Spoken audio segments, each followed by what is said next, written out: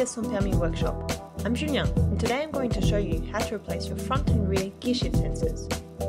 Take off the gear stick gator to access the sensors. Unplug the connectors.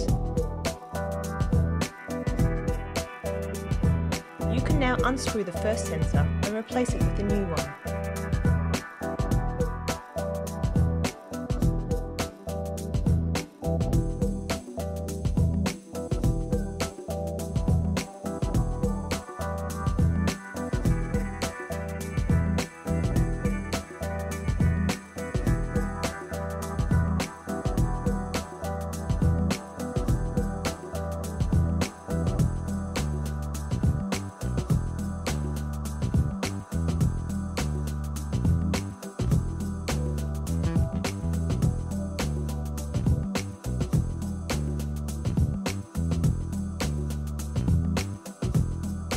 Do the same thing for the second sensor.